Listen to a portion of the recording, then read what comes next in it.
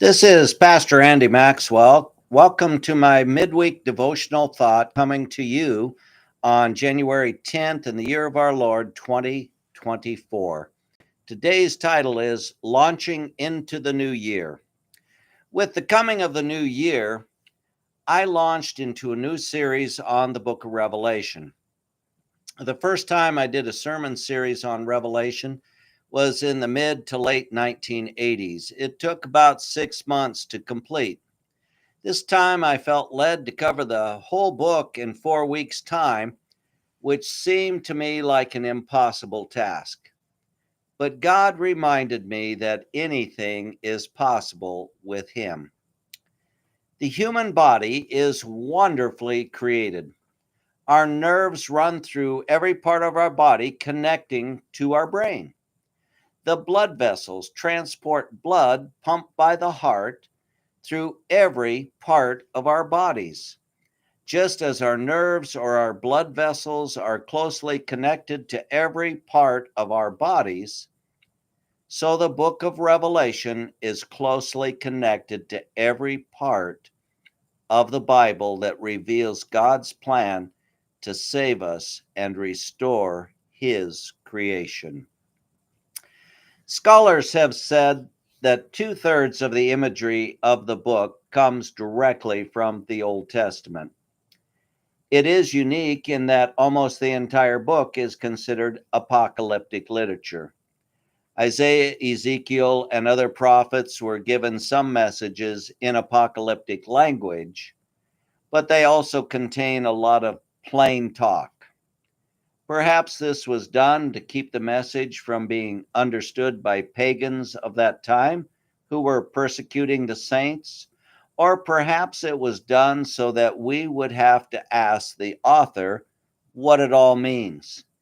In any case, it shows us that God's plan is greater and more comprehensive than we can imagine. God tells us what is to come and encourages us to remain faithful to Jesus, even if everything is falling apart around us and we find it hard to see how His plan is coming together. One of the difficulties we have in interpreting Revelation is the temptation to fit its imagery into the things we see today, forgetting that it was written in the first century to the people of that time. The message is to be a blessing for God's people in all centuries, right up to the time of its conclusion. From our perspective in the 21st century, we can see how some of the prophecies of the book have been fulfilled, with others that are yet to be fulfilled.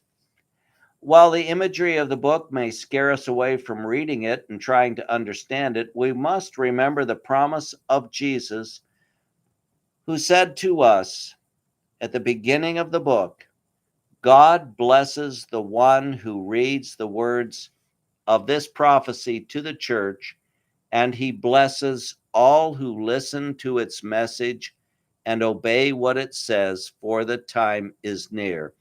And that is found in chapter 1, verse 3. Reading it carefully and seeking the relationships between the images shown and where they occur in the Old Testament enriches our understanding of the book of Revelation and increases our joy in reading it.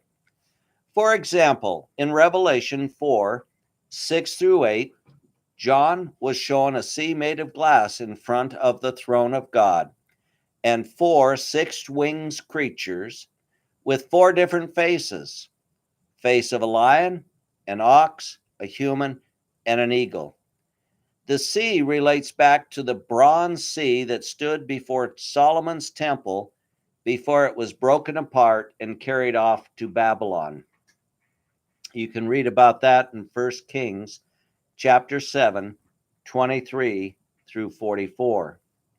As for the 4 faces mentioned in that passage, those same 4 faces are found on the heavenly beings Ezekiel saw in his vision in Ezekiel chapter 1.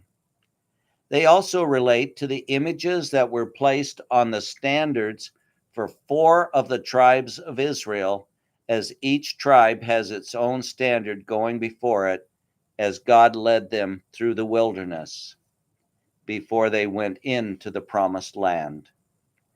The song these flying creatures sang reminds us of Isaiah's vision of the Lord in his temple in Isaiah chapter 6. Rather than trying to separate all of the elements out piece by piece, it shows us that God's eternal plan to restore heaven and earth has stood since the dawn of time. It is moving forward and it is unchangeable. What is God's eternal plan? It is written in the book. All you have to do is pick it up and read it, believe it, and follow it. The end result of God's plan is beautifully expressed in Revelation 21, 3 through 4. Look, God's home is now among his people. He will live with them, and they will be his people. God himself will be with them. He will wipe every tear from their eyes, and there will be no more death, or sorrow, or crying, or pain. All these things are gone forever. Then Jesus gives us this promise in Revelation 22:7. Look, I am coming soon. Blessed are those who obey the words of prophecy written in this book. Now, until we meet again, may the Lord bless you and keep you. May he pour out his richest blessings on you.